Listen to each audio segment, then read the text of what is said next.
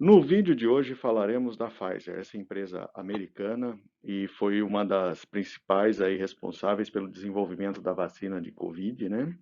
E vamos ver o efeito desse desenvolvimento nos resultados da empresa. Será que foi muito positivo? Contando um pouco da história da empresa, em 1849 ela foi fundada em Nova York por Charles Pfizer e Charles Earhart. De 861 a 1865, durante a Guerra Civil Americana, a receita da empresa praticamente dobrou com a demanda de analgésicos e desinfetantes. Em 41, o governo americano pediu uma produção massiva de penicilina para a demanda da Segunda Guerra Mundial.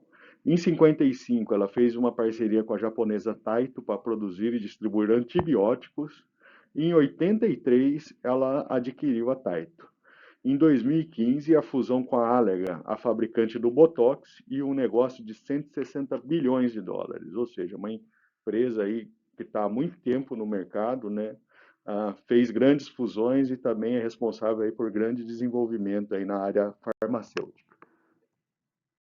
A estrutura da empresa, ela está organizada de forma mais ampla, né, envolvendo as várias subsidiárias.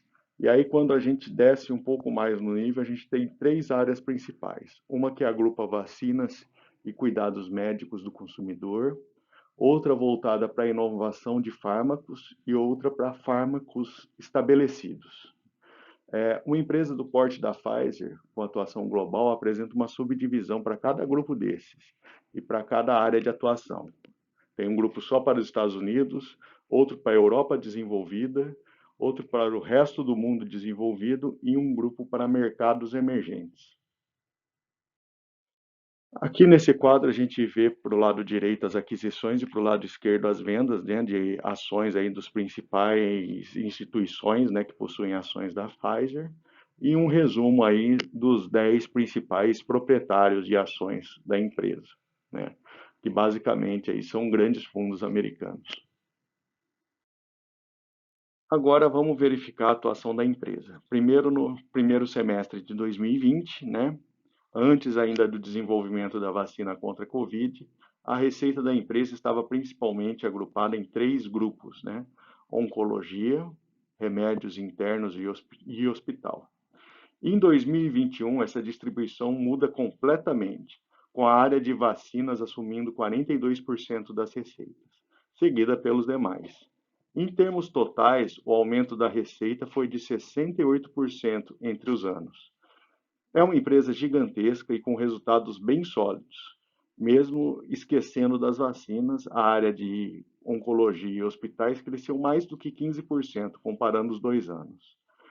Mais adiante, a gente vai verificar os detalhes desses lucros. E com esse resultado tão expressivo, a empresa ajustou suas expectativas de receita e lucro para 2021. A empresa mostrou também uma capacidade de produção espantosa, né? Conseguindo chegar aí a 1 bilhão de doses de vacina da Covid, enviadas a diversos países do mundo. Sei que existe muita gente que acha que deveríamos ter mais vacinas, mas se a gente imaginar a quantidade de vacina e o que foi desenvolvido ao longo do ano e a produção em escala, realmente é um número impressionante da empresa, de capacidade de produção.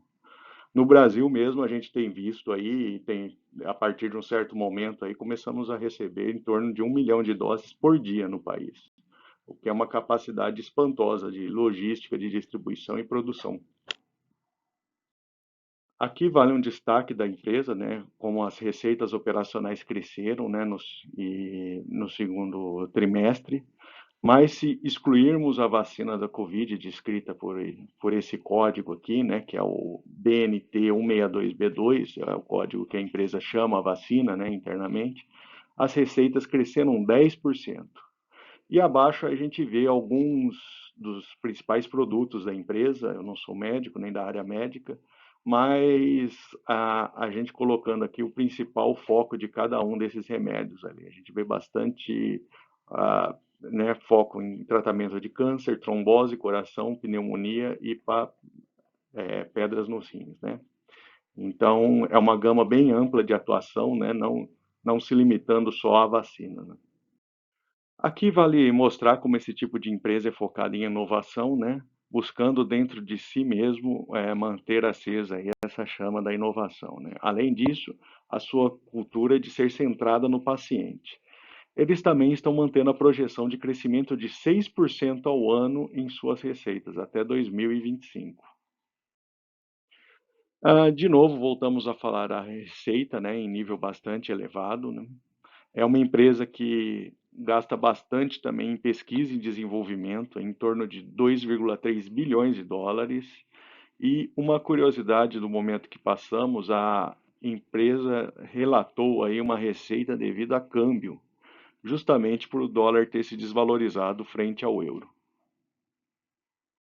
E com o resultado do trimestre, a gente teve ajustes das expectativas da empresa para o ano, principalmente crescimento de receitas, impactando aí também a expectativa de lucros.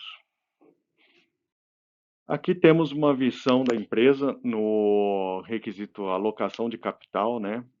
Que são dois grandes objetivos. Um é conseguir descobertas médicas, né? Seja pelo investimento em pesquisa e desenvolvimento, seja pela aquisição de outras empresas.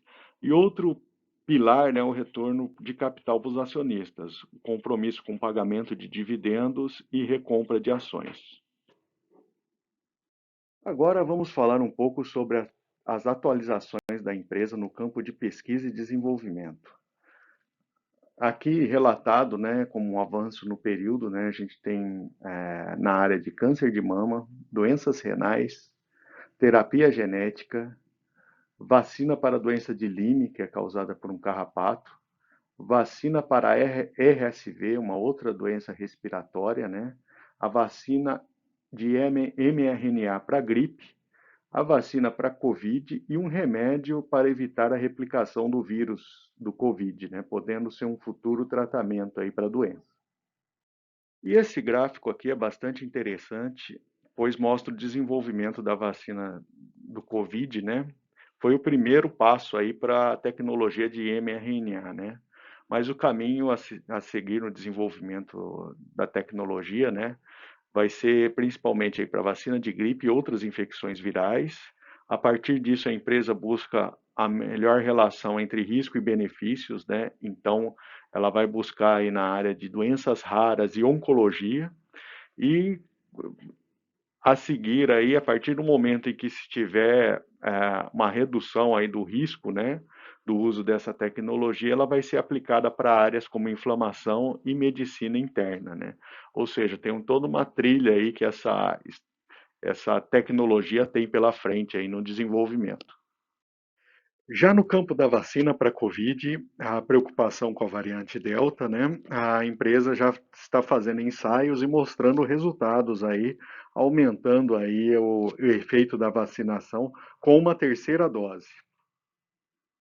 E essa discussão sobre terceira dose segue sendo importante, pois, como exemplo, a gente vê aí o resultado, né, das duas primeiras doses, Estados Unidos do lado esquerdo e Israel do lado direito.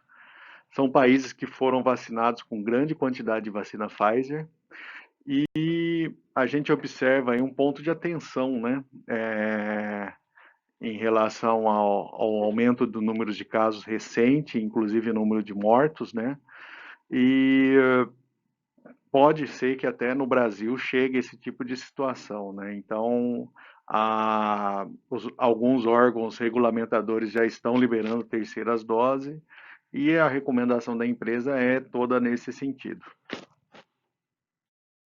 E além da vacina, a Pfizer está buscando um inibidor para o coronavírus. O foco desse medicamento são pacientes de alto risco e aquelas pessoas que têm contato próximo com pacientes de Covid.